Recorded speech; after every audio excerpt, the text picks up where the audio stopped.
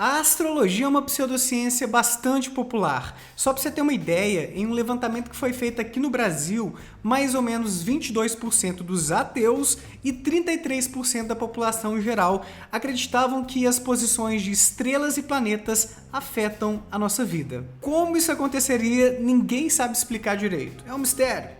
E é bom apontar que essa prática milenar não é apoiada ou corroborada por estudos científicos. E é por isso que vira e mexe alguns pesquisadores tentam entender por que tanta gente acredita nessas coisas mal fundamentadas. E foi nessa pegada que, em um estudo publicado recentemente, Ida Anderson e seus colaboradores testaram se a crença em astrologia se associaria com a inteligência e a personalidade das pessoas. 264 suecos responderam ao inventário de crença em astrologia, que continha 8 itens com afirmações como: o horóscopo prevê o futuro de uma pessoa, o humor de alguém depende de seu signo e o signo de uma pessoa determina como ela se comporta. Eles precisavam assinalar o quanto concordavam com cada uma daquelas 8 afirmações e as opções de resposta iam desde 1, discordo totalmente, até 5, concordo totalmente. Além disso, os suecos responderam a 9 itens que avaliavam a presença de narcisismo. Por exemplo, eles precisavam dizer o quanto eles concordavam com afirmações como: as pessoas me veem como um líder natural, eu sei que sou especial porque todo mundo vive me dizendo isso, e eu insisto em obter o respeito que eu mereço. E eles também responderam a outras questões sobre a sua personalidade e a um item sobre se eles achavam que a astrologia é apoiada pela ciência. E finalmente, os participantes foram submetidos a 4 itens que avaliavam seu raciocínio visoespacial, que, para falar de forma mais concreta, é a sua capacidade de imaginar cubos com diferentes faces em rotação. Pois é, os cientistas não explicaram, não detalharam essa tarefa aí, mas talvez fosse mais ou menos como você visualizar 3 fotos de um dado em movimento e aí tivesse que acertar ou deduzir qual de suas faces estaria para cima em um dado momento. Bom, o caso é que eles citaram um estudo sugerindo que o desempenho em tarefas desse tipo, que envolvem o raciocínio visoespacial, é um bom indicador da inteligência geral de uma pessoa. Bora para os resultados mais legais desse estudo aí então. Sobre os traços de personalidade, a Aida e seus colegas verificaram que os suecos mais crentes em astrologia tendiam a ser um pouquinho mais introvertidos e cordiais, mas consideravelmente mais narcisistas. Pois é, o narcisismo foi a variável investigada que mais fortemente se correlacionou com a crença no poder dos astros. Os autores comentam que tanto a astrologia como o narcisismo são conceitos que têm em comum uma visão de mundo meio autocentrada, ou seja, a crença de que somos o centro do mundo ou do universo, tão especiais a ponto de todos ou tudo, de Mercúrio a Marte, girar em torno do nosso umbigo, saca?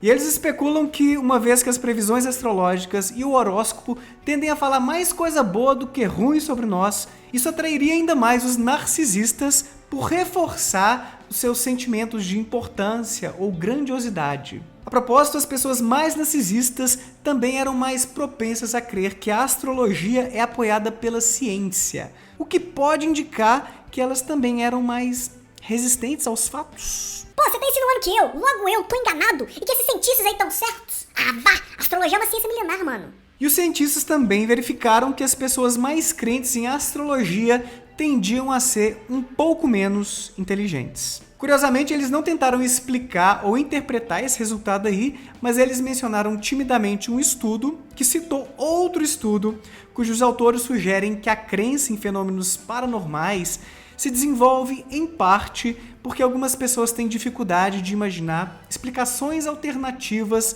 para aquilo em que elas acreditam. Seria tipo: ah, mas é claro que a astrologia funciona, eu sou 100% meu signo, como explicar isso, filho?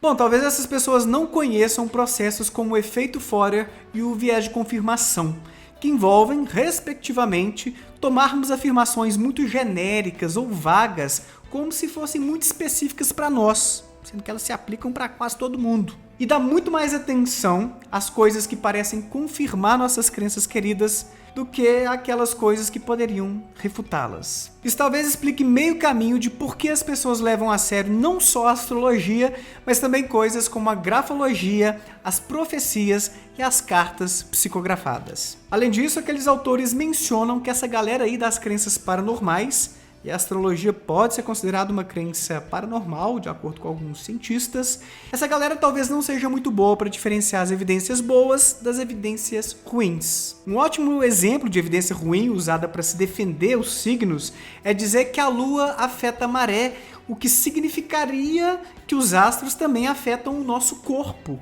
já que ele em grande medida é feito de água. O curioso é que ninguém jamais demonstrou como a gravidade afetaria os neurônios que estruturam a nossa personalidade. E a relação gravitacional entre nós e a Lua, ou entre nós e qualquer outro astro que perambula por aí, é ridícula, é de força desprezível.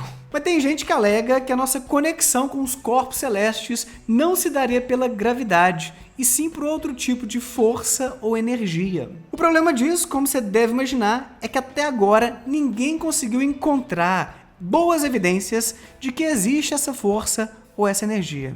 Como quer que seja, os dados desse estudo não nos revelam por que pessoas um pouco menos inteligentes tendem a crer mais em astrologia. O lance da dificuldade em pensar em explicações alternativas e em avaliar a qualidade de evidências não passa de uma hipótese, de uma especulação que ainda precisa ser testada em pesquisas futuras. Na verdade, nós sequer sabemos se os resultados dessa pesquisa são generalizáveis, ou seja, se eles representam de forma fidedigna a realidade para além daquele pequeno grupo de suecos. Fatores culturais e até mesmo algumas características da amostra desse estudo aí podem estar em jogo, tais como a escolaridade dos participantes e a sua vivência recente de eventos estressantes, o que, segundo outro estudo, pode aumentar o interesse das pessoas por astrologia. Talvez para poder entender melhor a desgraceira da vida, prever o que pode acontecer, dar um senso de controle, previsibilidade, uma coisa por aí.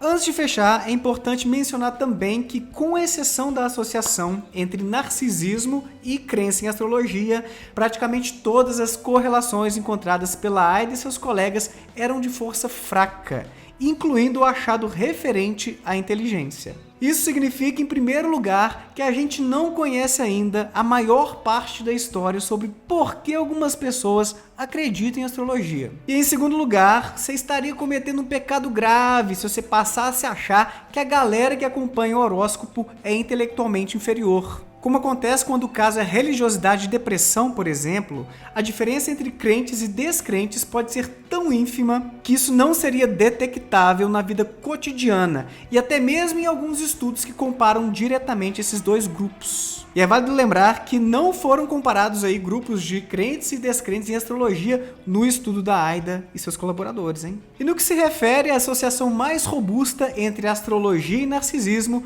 isso não significa que toda a galera que consulta astrólogos seja meio de nariz em pé. Como esses estudos comportamentais apenas revelam tendências, por favor, não tome essas tendências como regras. É por isso que a gente tem que ter calma e aguardar ainda mais o avanço da ciência para entender melhor esse trem aí. Então, seja você de Libra ou de Leão, não seja nem leviano nem babaca a ponto de sair por aí discriminando a turma da astrologia. Que a nossa liberdade de pesquisar e falar sobre esses temas sensíveis seja preservada e que a gente use o bom senso para preservar as nossas amizades com a turma da astrologia. O que você acha?